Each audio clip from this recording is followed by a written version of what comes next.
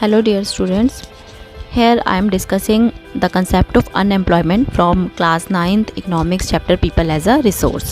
So let's start.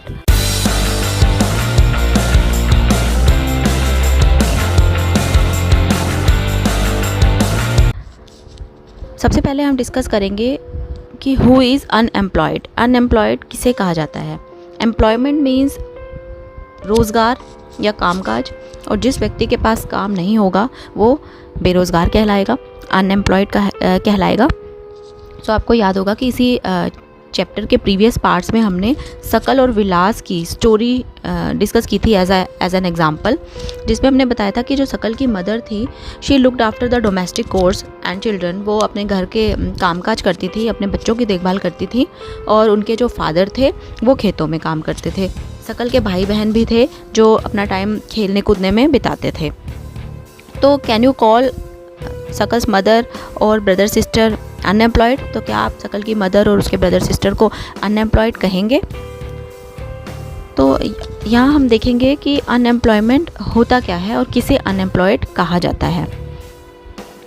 When people who are willing to work but cannot find jobs, जो लोग काम करने के इच्छुक होते हैं और उनको काम नहीं मिल पाता, दे आर कोल्ड अनएम्प्लॉयड। यहाँ सकल की मदर जो शीला थी, she is not interested in working outside her domestic domain.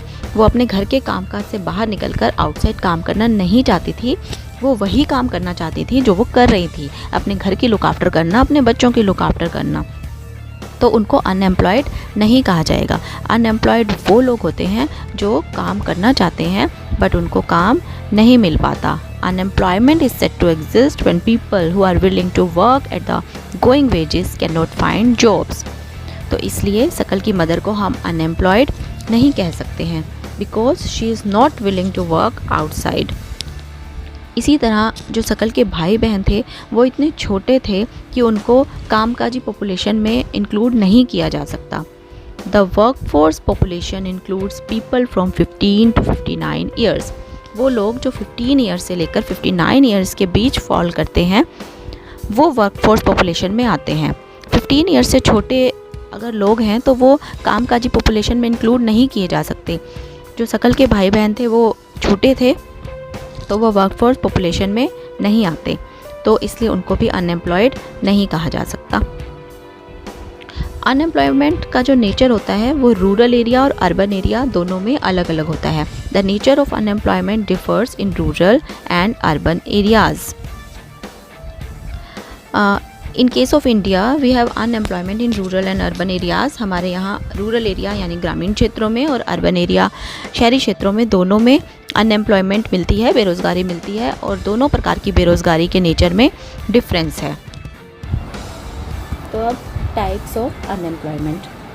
Types of unemployment में रूरल एरिया में जो अनएम्प्लॉयमेंट मिलती है वो है seasonal unemployment and disguised unemployment.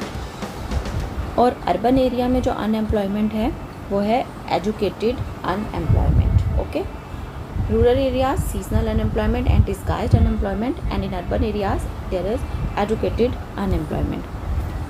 अब सीजनल अनएम्प्लॉयमेंट की बात करेंगे। What is seasonal unemployment?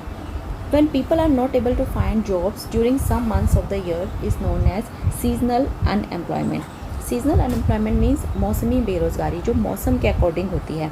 ये तब होती है, ज़्यादातर ये विलेज में मिलती है जहाँ लोग खेतों में काम करते हैं और वहाँ मौसम के अकॉर्डिंग काम होता है। और किसी सीज़न में वहाँ पे खेती में बहुत ज़्यादा काम मिलता है और कोई मौसम ऐसा होता है जहाँ काम की कमी हो जाती है। सो जो इस टाइप की जो अनएम्प्लॉयमेंट होती है वो मौसमी बेरोज़गारी या सीजनल अनएम्प्लॉयमेंट कहलाती है।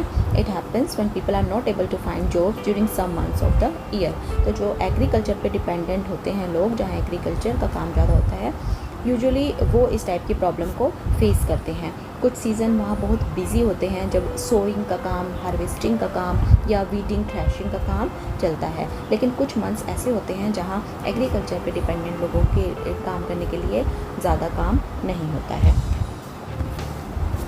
Now disguised unemployment. Disguised unemployment में क्या होता है? when people appear to be employed but they are not actually employed is known as disguised unemployment. Disguised employment means छुपी हुई बेरोज़गारी, जो बेरोज़गारी वास्तव में दिखाई नहीं देती है पर होती वो बेरोज़गारी ही है। जब लोग ऐसा लगता है कि वो एम्प्लॉयड हैं, वो कुछ काम कर रहे हैं, लेकिन वास्तव में अगर वो काम नहीं करेंगे तो भी कुछ उससे फ़र्क नहीं पड़ेगा।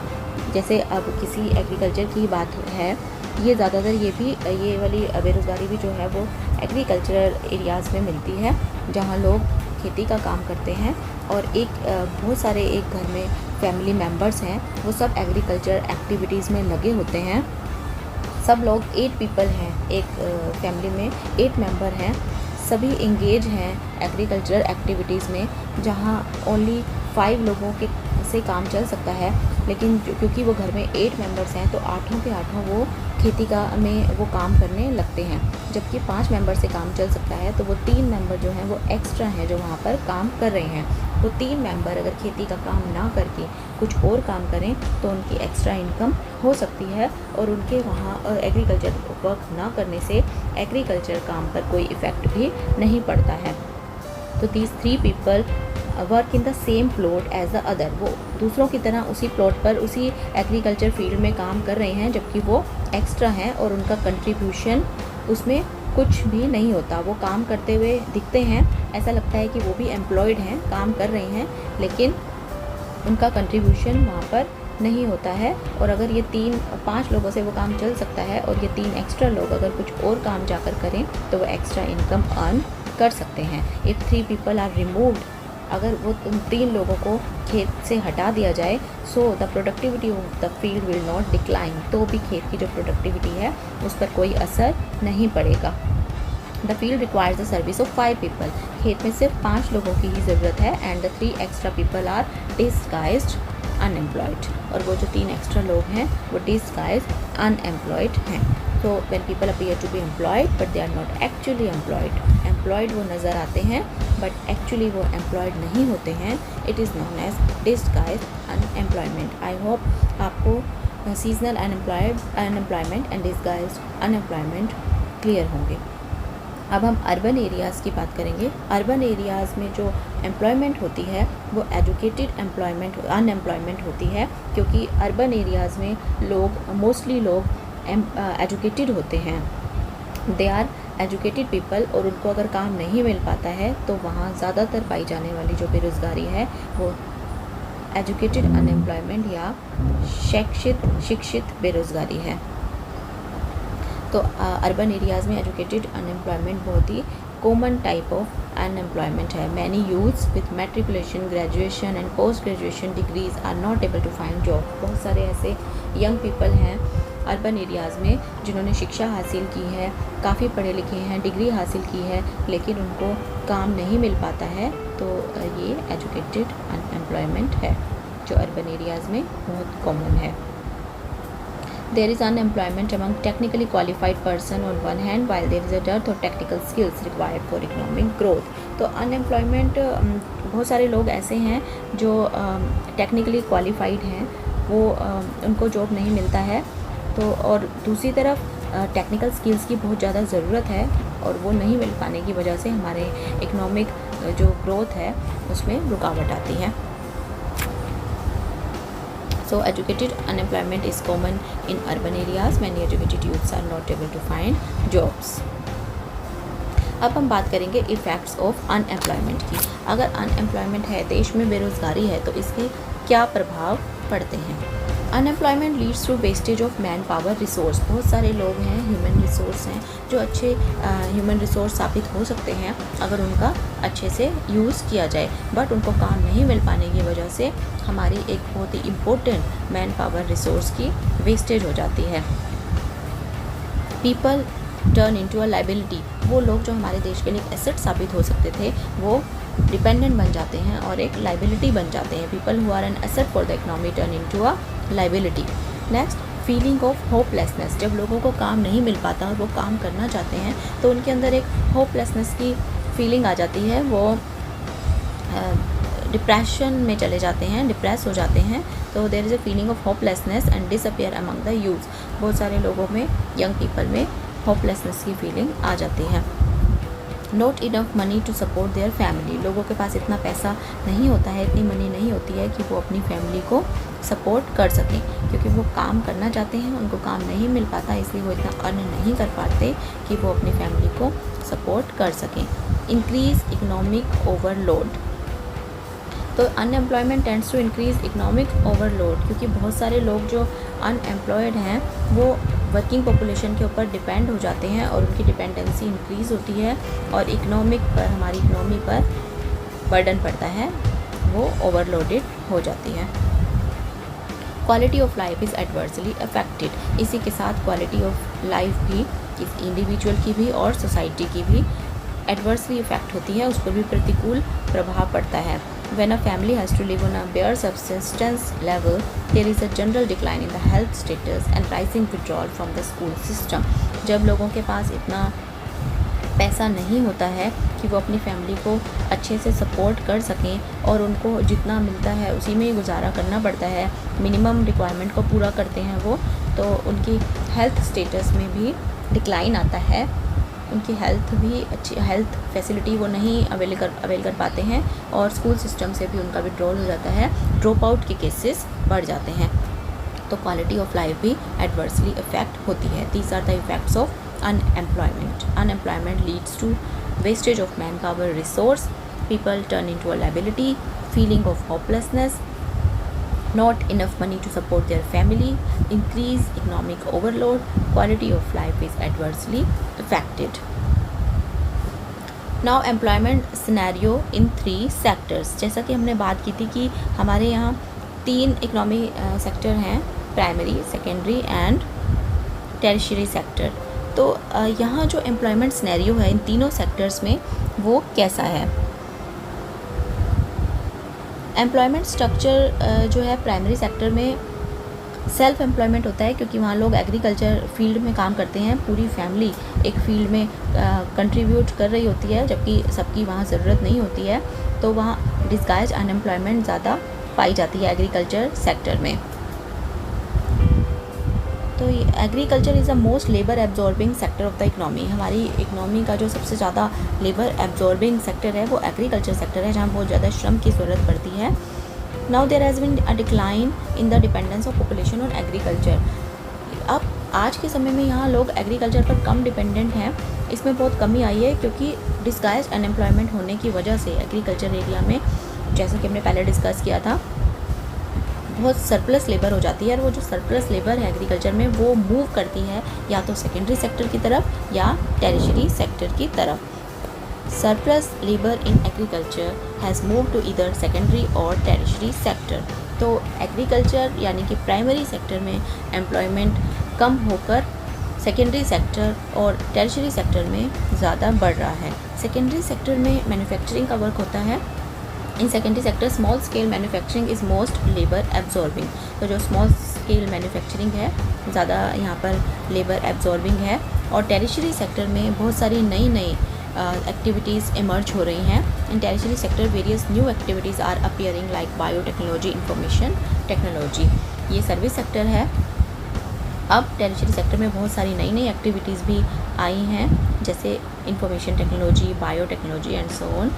तो ये तीनों सेक्टर्स में एम्प्लॉयमेंट सिनेरियो हमने डिस्कस किया कि किस टाइप की एम्प्लॉयमेंट प्राइमरी, सेकेंडरी और टेरिशरी सेक्टर में मिलती है। यहाँ हम एक विलेज की स्टोरी से एक एग्जांपल लेंगे, जिसमें हम ये जानने की कोशिश करेंगे कि how people could become an asset for the economy of a village. एक विलेज की इकनॉमी के लिए लोग किस तरह एक एसेट बन सकते हैं अगर एम्प्लॉयमेंट अपॉर्चुनिटीज़ अच्छी जनरेट वहाँ की जाए। तो एक विलेज का हम एग्जांपल लेते हैं। एक विलेज है जहाँ बहुत सारी फैमिलीज़ रहती हैं। Each family produce enough to feed its members, सभी फैमिली में इतना अच्छा प्रोड्यूस होता है कि वो अपनी फैमिली मेंबर्स की रिक्वायरमेंट को पूरा कर सकें। Each family met its needs by the members making their own clothes and teaching their own children, खुद ही कपड़े बनाकर और अपने बच्चों को खुद ही पढ़ाकर ये लोग अपनी डेली रिक्वायरमेंट्स को पूरा करते हैं। अब इनमें से एक फैमिली डिसाइड करती है कि एक अपने बेटे को ये एग्रीकल्चर कॉलेज में पढ़ने के लिए भेजेंगे। तो उस लड़के का एडमिशन नियर बाय कॉलेज में हो जाता है, एग्रीकल्चर कॉलेज में, कुछ समय के बाद जब वो क्वालिफाई हो जाता है एग्रो इंजीनियरिंग में, वो अपने गांव वापस आता है। He prove to be so creative that he could design and improve type of plough. तो वो इतना वहाँ से सीख कर आता है, एक्सपीरियंस लेकर आता है, तो वो इतना क्रिएटिविटी शो करके और एक नए टाइप का प्लो वो डिज़ाइन कर देता है, which increase the yield of wheat, जिसकी वजह से गेहूं की पैदावार में वृद्धि होती है। तो एक नई जॉब जो एग्रो इंजीनियर की थी वो क्रिएट होती है और विलेज में वो पूरी होती है। Family in the village sold the surplus in a near by neighbouring village. अब उनका जो वीट का था वो सरप्लस प्रोडक्टिविटी होने लगी, उसको वो नेबरिंग विलेज में सेल करते हैं। दे अर्न गुड प्रॉफिट, अच्छा लाभ उनको मिलता है और वो आपस में उसको बांटते हैं। अब इनकी सक्सेस से इंस्पायर होकर दूसरी फैमिलीज़ भी ये डिसाइड करती हैं कि अपने बच्चों के बेटर फ्यूचर का भी वो ध्यान रखेंगे। तो वो वहाँ की पंचायत से रिक्वेस्ट करते हैं कि वो एक स्कूल ओपन करें विलेज में, और वो अपने बच्चों को उस स्कूल में भेजेंगे। पंचायत भी गवर्नमेंट की हेल्प से एक स्कूल वहाँ पर ओपन करती है। एक टीचर को वहाँ रिक्रूट किया जाता है नियर बाय टाउन से। All the children of this village started going to school. After some time, one of the families gave training to his daughter in tailoring. बहुत सारे बच्चे उस स्कूल में पढ़ने लगते हैं और कुछ समय के बाद एक फैमिली अपने डॉटर को टेलरिंग की ट्रेनिंग देती हैं। She started stitching clothes for all the families of the village. वो गांव के सभी फैमिलीज़ के लोगों के क्लोथ स्टिच करते हैं। अब सभी उससे कपड़े सिलवाना चाहते हैं, तो वहाँ पर एक और जॉब क्रिएट हुई जो कि टेलर की थी। This had another positive effect, उसका भी अच्छा पॉजिटिव इफेक्ट हुआ।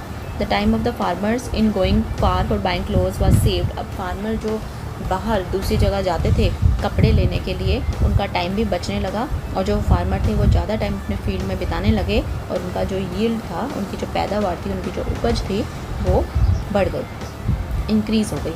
This was the beginning of prosperity. इस तरीके से वहाँ prosperity I. The farmers had more than what they could consume. जितना वो कंज्यूम करते थे उससे ज़्यादा उनके पास बच जाता था। Now they could sell what they produce to others who came to their village markets, और वो उसको सेल भी कर सकते थे लोगों को। Over time this village which formerly had no job opportunities in the beginning had many like teacher, tailor, agro engineer and many more. अब किसी समय यहाँ विलेज में कोई जॉब अपॉर्चुनिटी नहीं थी, लेकिन अब वहाँ पर इतनी अपॉर्चुनिटी हो गई हैं, जैसे टीचर की, टेलर की, एग्रो इंजीनियर और भी बहुत सारी। This was a story of a simple village where the rising level of human capital enabled it to evolve into a place rich with complex and modern economic activities. इस village की story से हमने ये जानने की कोशिश की है कि ह्यूमन कैपिटल किस तरीके से फॉर्म की जा सकती है और किस तरीके से वो इनेबल हो सकती है अपनी एबिलिटी से जॉब अपॉर्चुनिटीज़ क्रिएट करके, और अच्छी जॉब एक्सपीरियंस के दम पर वो आगे बढ़ सकते हैं और इकोनॉमिक एक्टिविटीज़ में, इकोनॉमिक ग्रोथ में कंट्रीब्यूट कर सकते हैं। So that's all for today. Part 1 और पार्ट 2 का लिंक आप डिस्क्रिप्शन में जाकर देख सकते हैं।